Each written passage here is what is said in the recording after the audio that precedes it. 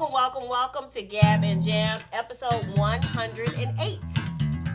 Our topic today is why failure is your friend.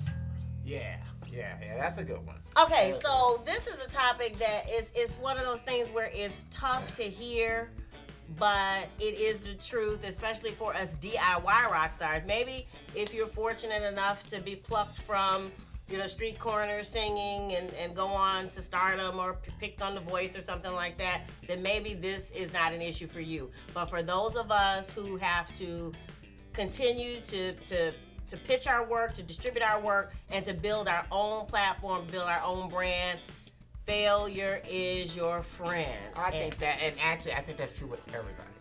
Okay, what do you mean? Because failure has always been your friend. Ever since you were a baby, you're growing up, you learn how to walk because you fall.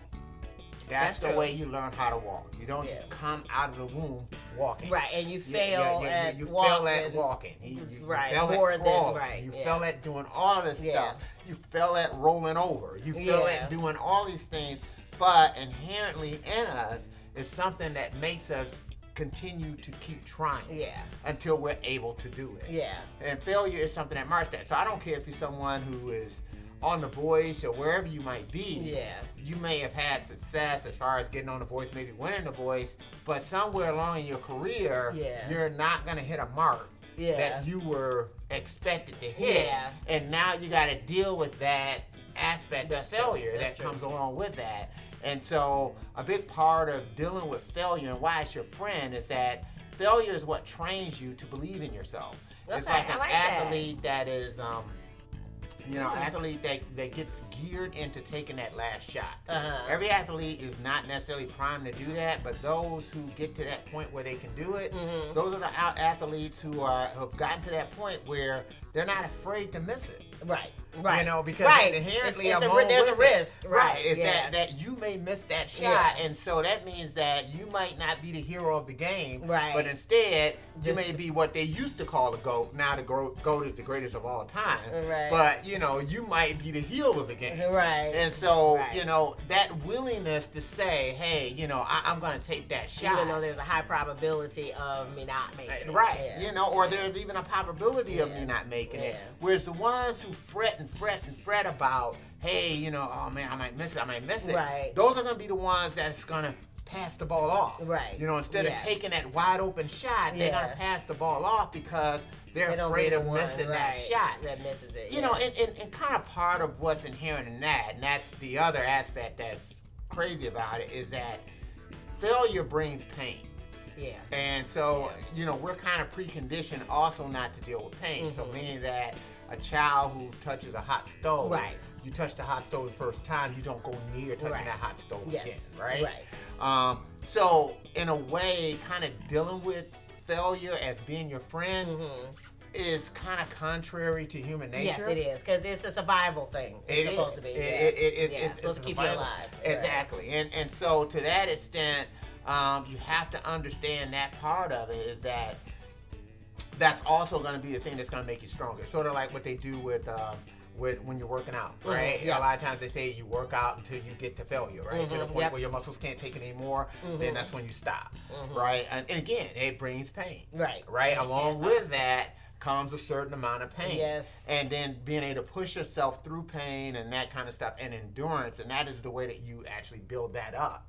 Is by doing that. And that's the same thing that applies to playing an instrument or whatever else. True. There are certain people who are very gifted who have the ability to actually, play an instrument with little or no practice, kind of come here with a certain amount of gift and talent to it. There's others that really have to work at it. And you'll be surprised at the amount of people who are, who have made it, maybe people you look up to, who maybe you look at and they make it seem like it's effortless. Oh yeah, that's what we were talking about with Stevie Wonder, is that when I was younger, I just assumed that he always had that wonderful voice, but then when I listened back to his childhood, recordings, then I realized that no, he had to build that skill. Right. That he was not born. He wasn't born with it like that. Yeah. Right. Matter of fact, Barry Gordy, has been quoted as saying that he didn't think he was that great of a singer. Yeah. So I mean, he was all right, but and again, it's sort of like he wasn't necessarily that type of prodigy coming up, but at the same token, he worked. He worked until you start seeing Stevie Wonder just really turn into this great singer, multi-instrumentalist, great songwriter, all of this stuff. But don't believe that he didn't put in time, that he didn't woodshed to get there. Don't believe that he just basically came here like that. Or that he had the talent and then again, that he didn't have to work his way. And I guess that's why I'm talking about the work your way to, I don't know, stardom, to being, put on platforms as far as, selling records, being on shows, whatever it is that you want to accomplish. That a lot of times it's going to take that amount of failure. And sometimes it's kind of going back and especially if you are lucky enough to get feedback on something as to maybe why something wasn't accepted, why you didn't get, your band didn't get, a gig that you were supposed to get. You get that feedback and how you kind of deal with that feedback. Now, a lot of times, it depends. Sometimes people give you feedback that is actually constructive that you can deal with. Then sometimes people try to give you feedback to tear you down. They just say, "Oh, you're just awful, and you guys just need to just quit. You suck." Then you just throw that away because again, that's the old saying that quitters never win and winners never quit. Yeah. So if that's what they're throwing you, then you let that go. But if they kind of say, I felt like you guys could have been a little bit tighter with your vocals, a little bit tighter in the rhythm section, that kind of stuff. Well, I think that I don't care how you actually feel like where you are, you can always tighten those things up. Yeah, that's true. You can always sing better. Yeah. You can always lock a little bit better with the drummer. Yeah. Your timing can always be better as a bass player, drummer, whatever you. Yeah. So you can always be a better guitar player. You can always improve on the musician you were the day before. Yeah. You can always do that. And so that type of criticism to me is constructive, and it's something that you can use to better you along the line. And that's where failure becomes your friend, because what happens is that once you do get that break, you have been seasoned, you have been battle tested, and so you're ready now to deal with not only the ups but also the downs. Yeah, and a lot of times people aren't ready to deal with that. There's a cycle, no matter what your success is, that there are going to be ebbs and flows, and there are going to be times when you ask yourself. Right. It can be a personal thing. It could be, thoughts that you're having in your head. Can I top the last success? And am I going to meet other people's expectations or even my own expectations? So that can sometimes, be your failure, which to other people may not even seem like a failure, but it is still, causing you to question yourself. So really, I say failure is your friend because failure is necessary for growth. Failure is necessary to avoid stagnation. Failure is what pushes you to that next level. That's why failure is ultimately your friend. And also, failure is that thing that lets you know how to challenge yourself. Yeah. Because if you're not failing at something, then more than likely you're not challenging yourself. Yeah. If you're out playing basketball with 2 and 3-year-olds, and you're winning every single game and you're 25 years old, that might be kind of the reason why. Right. Because there is no opportunity for failure. Nothing there to kind of get you better. Whereas a lot of times if you're playing basketball, whatever, with people who are better than you, then they push you to get better. Why? Because you're failing at things that you need to do against those people.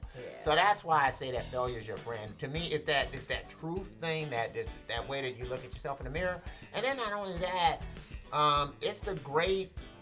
It weeds out people. Yeah, because people who can't deal with failure, right? Because even people that are more talented, and we've talked about this before, that there are some people who are innately, they seem talented, they come with certain skills, and they get weeded out because they end up, either not being as excited about what they're doing because it seems too easy, maybe, I don't know, or the minute that somebody actually criticizes them because they've been so used to being praised, the minute somebody criticizes them, it's like they just shut down. Right. They don't, it's like, they don't have that same drive. I mean, it's like, Michael Jordan, one of the things that I think he had always pointed back to was the fact that he got cut from his middle school basketball team. And it was being cut from that team that kind of became that driving force behind him. To make him say, I'm going to work till I get better. And no one, when Michael Jordan came out, no one thought that he was going to be the guy that he became. I mean, people knew he was a good player, but no one knew that we were just seeing the greatest player to ever play this game. Yeah. And that was a whole, but the fact that he would bring it night in and night out, he was driving himself all the time, constantly pushing himself.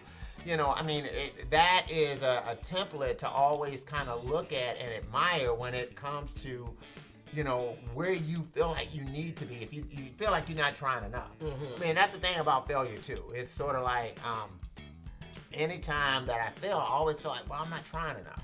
There's something else I can do. There's something else that I need to do. There's always...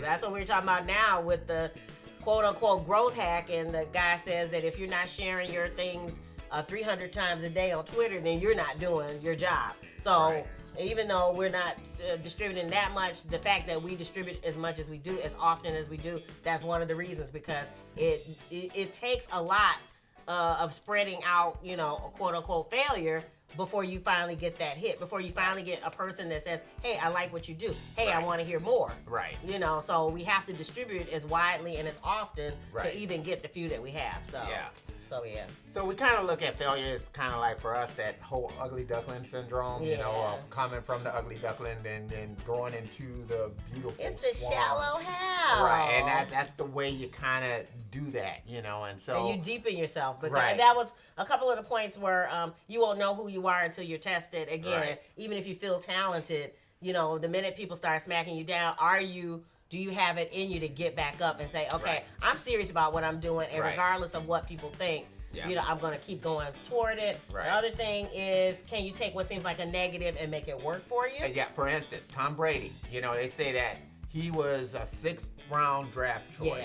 You know, the 199th player chosen in the draft. Wow. 20 years into his career, he still kind of names things 199. He keeps in the back of his mind, I was that 6th round draft choice.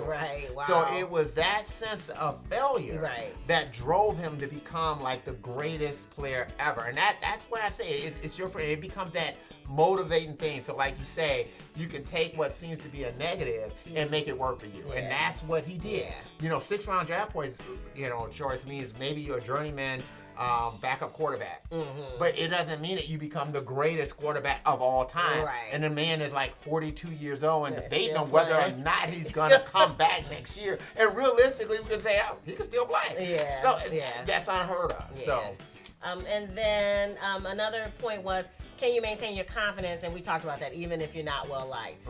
It's harder to walk into a room and with your head up and you know, pitch your stuff and be excited and network when you feel like, quote unquote, something has failed. But when you can do it, then that gives you your swagger. But then that's the thing too. Don't let people who take your confidence to mean arrogance, don't get persuaded by that. You got to push through and stay confident, because you know that you're confident. You know you're not arrogant. But some people will take that. Some people will mistake your confidence for arrogance. And finally, you've heard the whole saying, what doesn't kill you makes you stronger. And that's definitely the case. That's how we get corns and calluses, right? Your foot, after a while, will give out and say, hey, I got to get some protection. Maybe you build up. You build up that callus because you're so used to being rubbed in that spot. You're like, I'm tired of being weak. I'm not going to not put on the shoes. So that becomes your defense. So the same thing with failing. That's true. So that's why we say that failure is your friend. Failure is your friend, especially for the DIY rock star, because you are doing everything yourself. So just learning things and learning how things work. You know, that's going to be your first setback, but that can be, again, your best friend. We just were watching the Ralph Lauren thing, and what he didn't know was what made him so innovative. You know, because it seemed like a failure. But it actually ended up being his defining mark. So it can be. Just because your path is not the same path as someone else, or the path that people say that you're supposed to take. Whatever it is, you have to always be willing to run your own race, to blaze your own trail, to get to where you need to get to. But you gotta trust in yourself and your ability to get there, and regardless of what the obstacles are, your ability to overcome them.